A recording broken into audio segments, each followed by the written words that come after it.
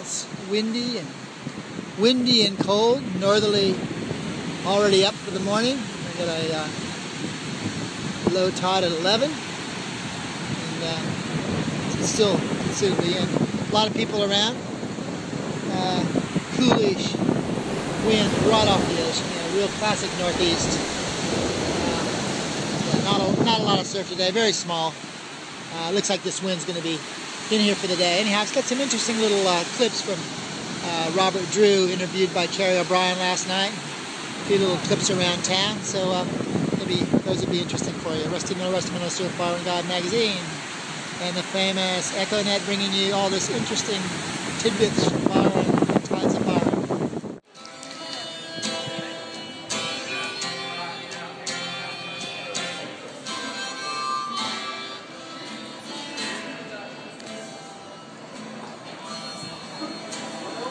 Cool.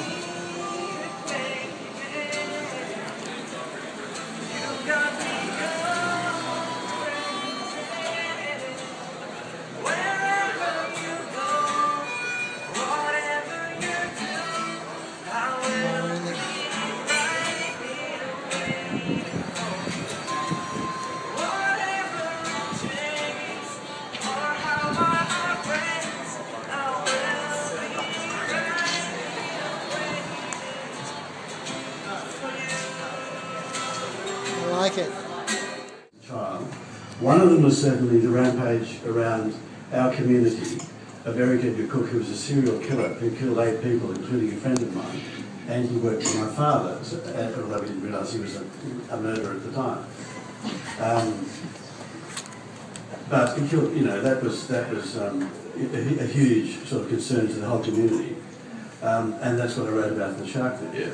The other thing, and I didn't want to mix the two up, I knew I'd always wanted to write about the Montebello matter as well, was the Montebellos, where one day when I was 9, I rang my mother after school from a public phone saying, could I go to the movies with friends? And she said, no, I want you to come home straight away. They'd let off an atom bomb here in WA.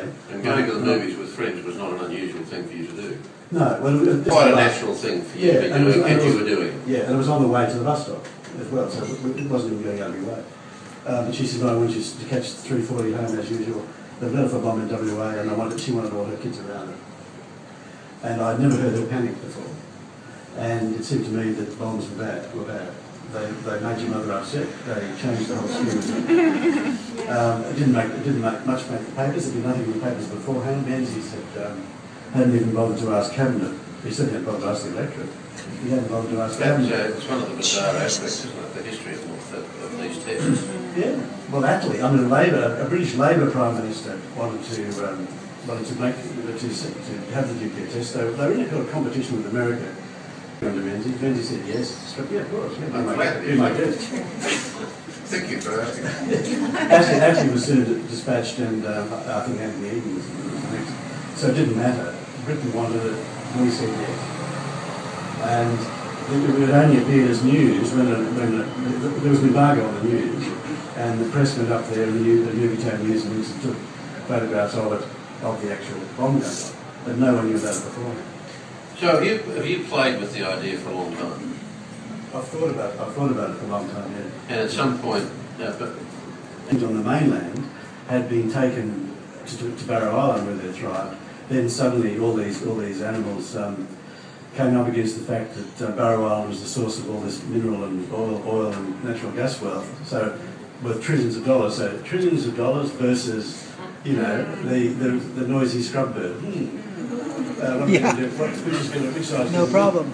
So a rather imaginative, for once, a rather imaginative amalgamation of the white hats and the black hats, the mining companies and the governments came together, and Chevron, the conglomerate encompassing the various oil companies, came up with a Gorgon project. With the money, they provided the money, and the West Australian the actual bombs, but years later, turtles had obviously died because they'd been affected by the radiation and by the stuff. So they were still doing it. But, prior to this, I researched turtles in Western Australia, and prior to all the bombs and things, you know, who would realise this, I guess, these days, but turtle soup was a huge thing. And there were hundreds of thousands of turtles were killed for turtle soup, for export to Britain and for, you know, epicures in various gentlemen's clubs and things all around the place. So they've always been, they've been killed in such huge numbers. And, but, you know, we've treated some of those coastal creatures with, you know, pretty much, you know, extraordinary abandon. There was no consideration, there was no, it's the fisheries, no, it didn't exist. I mean, It was just there. people that lived there barely existed. Yeah. The environment. But you know, and let's talk just for a minute about since we've come back to the nuclear thing. Rob tells a few stories of some of the victims and who were witnesses to the explosions, to the tests. And there's a hierarchy, isn't there? The scientists had some kind of protection. The senior officers had some kind of protection, but the further you went down the ranks, there was absolutely no consideration of protection for the ranks at all. I mean, the only protection some of them had. You know, I'm covered in skin cancers myself, but I've been very lucky because I'm still alive. However, it's a pity. I had my 3 children had spina bifida and such and such. So the lingering results of these things go on and on and on. And what I found extraordinary was that the British scientists who were smart enough to make nuclear bombs weren't smart enough to realise they'd chosen to let them off in the windiest place in the world. I mean, without question. I mean, it's the highest recorded gust of wind in the world has been recorded in the Monte Carlo. What was it? 458 kilometres an hour. And so they blew with fall right across Australia to Queensland. Untold Queenslanders who might have suffered from something or other over the years wouldn't realise this is what caused it. And then a little while later, of course, the French tests were happening in the Pacific and they were blowing west. So we had the full cocktail. Imperial powers always let things off European powers always let things off a long way away from them. Of course, they're quite harmless, but we want them a long way away from us. Yeah. Question? Yes,